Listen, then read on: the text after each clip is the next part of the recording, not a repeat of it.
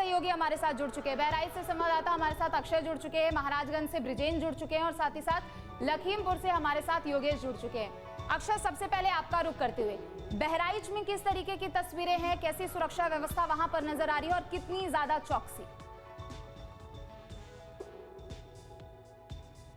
Social media ban के बाद हिंसा भड़की लगातार जो उग्र प्रदर्शन हुए, उसके बाद से जो यूपी के जो बॉर्डर्स हैं जो नेपाल से सटे हुए हैं, उनमें लगातार सतर्कता बरती जा रही है। अब डीजीपी ने भी निर्देश दिए हैं कि लगातार चौकसी की जाएगी। अतिरिक्त जो पुलिस फोर्स है वो भी तैनात की गई है बॉर्डर के इलाकों में। अगर बहराइच के रुपैडिया बॉर्डर की बात करें तो वहाँ पर जो सशस्त्र सीमा बल है, एसएसबी है, उसने भी अपनी चौकसी बढ़ा दी है। जो मुख्य रास्ता है नेपाल का, उसके साथ साथ ही जो इंटरनल से आपको बता दें कि बहराइच की लगभग 110 किलोमीटर की खुली सीमा नेपाल से सटी हुई है। तो बहुत सारा इलाका है जहां पर आवाजाही बहुत ही सामान्य तरीके से की जाती है। तो वहां पर भी एसएसबी ने इस वक्त अपनी गश्त बढ़ा दी है। अब किसी को भी नेपाल से इंडिया या इंडिया से नेपाल जाने नहीं दिया जा रहा है, क्योंकि हालात नेपाल के अभी भी बेहद बेकाबू हैं। अगर बात करें रुपैडिया बॉर्डर की, तो वहाँ पर जो भंसार कार्यालय था, ट्रैफिक ऑफिस था और साथ ही साथ जो बॉर्डर से जो पहली चेक पोस्ट थी, उसको भी कल देर शाम उपद्रवियों ने आग लगा दी। वहाँ पर जो वाहन खड़े थे उनको आग लगा दी, तोड़फोड़ की। साथ ही साथ जो वहाँ पे ट्रक्स होते हैं, जो मालवाहक वाहन होते हैं, उनको भी वहाँ से लूट ले गए। तो स्थितियाँ अभी भी बिल्कुल बेकाबू नज़र आ रही हैं। लगातार जो नेपाल का प्रशासन भी है बॉर्डर साइड में, चूँकि अब सेना ने नियंत्रण ले लिया है, तो वहाँ पर कंट्रोल करने की बात कही जा रही है, लेकिन अभी भी हालात सामान्य बिल्कुल भी नहीं है। ठीक है, लौटेंगे आपके पास। तो देखिए, जिस तरीके से तस्वीरें यहाँ पर देखने को मिल रही है, चाहे अगर हम खास तौर पर नेपाल की बात करें तो वहाँ पर परिस्थिति काफी ज्यादा गंभीर हो चुकी है। ब्रिजेंद्र, आपका रुख करते हुए, महाराजगंज में कैसी तस्वीरें, वहां पर चौकसी कितनी ज्यादा बढ़ा दी गई है, क्या कुछ यहाँ पर अतिरिक्त दिशा निर्देश अधिकारियों को दिए गए हैं? जी बिल्कुल, बता दें कि इस वक्त हम जहाँ मौजूद हैं, ये भारत नेपाल का अंतर्राष्ट्रीय सीमा सोनौली बॉर्डर है।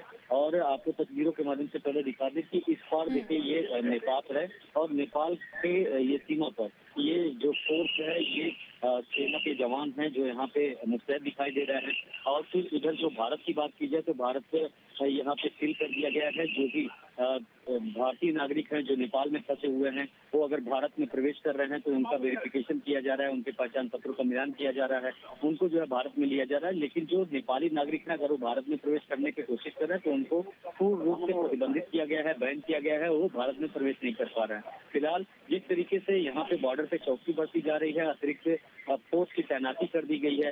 जिस तरह मुख्यमंत्री योगी आदित्यनाथ ने भी कहा है कि भारत नेपाल के सीमा क्षेत्र पे जितने भी सीमा पड़ते हैं, चाहे पगडंडी मार्ग हो या मुख्य मार्ग हो, हर मार्ग पर चौकसी बढ़ती जा रही है ताकि किसी भी प्रकार का उपद्रव की तस्वीर जो है भारतीय क्षेत्र में न हो पाए। इसको लेकर जो है सुरक्षा बल की जो टीम है वो पूरी तरीके से मुस्तैद दिख रही है और सीसीटीवी कैमरों से भी निगरानी हो रही है। और जो भी लोग भारत से नेपाल में प्रवेश करना चाहते हैं उनको भी रोका जा रहा है कि आप नेपाल में ना जाएं, क्योंकि नेपाल की स्थिति इसमें बेहद ही भयावह है। तो ऐसे में जो है स्थिति को नियंत्रित करने का प्रयास किया जाए। जी ठीक है, लौटेंगे आपके पास। योगेश भी हमारे साथ लगातार बने हुए लखीमपुर से। योगेश, लखीमपुर में कैसे तो हालात है पहले ये बताइएगा, लेकिन दूसरी तरफ हेल्पलाइन नंबर्स भी जारी किए गए हैं, उनका कितना ज्यादा असर भी हो रहा है, कितना फायदा लोगों को मिल रहा है ताकि जो लोग नेपाल में फंसे हुए वो वापस आ सके?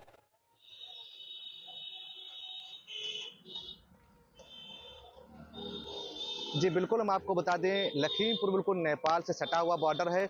कल पूरा दिन हम नेपाल बॉर्डर पे ही रहे हैं, भारत नेपाल बॉर्डर पे। वहाँ की स्थिति काफ़ी भयानक है।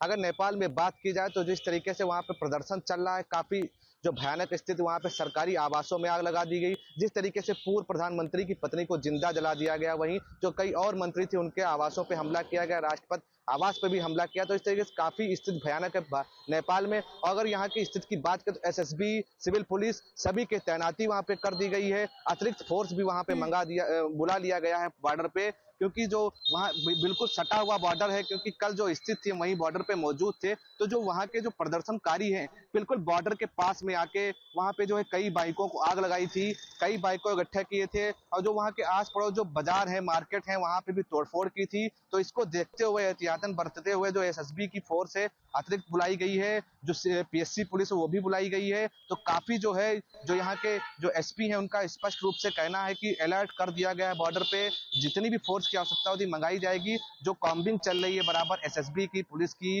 वो भी बराबर चल रही, क्योंकि एक लंबा बॉर्डर है यहाँ पे और जंगली बॉर्डर है, काफी जंगल है, काफी जो है यहाँ पे घना जंगल है, तो इस वजह से कॉम्बिंग भी चल रही है। लेकिन अगर स्थिति की बात करें तो यहाँ पे जो लोग जो नेपाल से या भारत आए थे या भारत से नेपाल जाना चाह रहे हैं, पूर्ण रूप से बॉर्डर को सीज कर दिया गया है। अब किसी भी तरीके से आवागमन नहीं है। लेकिन जो भारतीय नेपाल में फंसे हुए हैं उनको आने के लिए अनुमति दी जा रही है, लेकिन काफी चेकिंग होने के बाद ही, उनका आधार कार्ड, उनकी वेरिफिकेशन होने के बाद ही चौकसी बढ़ा दी गई है। और नेपाल में जो कुछ भी हो रहा है उसका असर भारत और उत्तर प्रदेश पर ना पड़े, इसका भी सबसे ज्यादा खासा ख्याल रखा जा रहा है। बहुत शुक्रिया आप तीनों का तमाम जानकारियों के लिए। जहां भक्ति है हर शब्द में, कथाओं में छिपे हैं दिव्य रहस्य और ज्योतिष देता है जीवन को दिशा। धर्म से जुड़ी हर बातों को जानने के लिए हमारे चैनल स्तुति को सब्सक्राइब करें।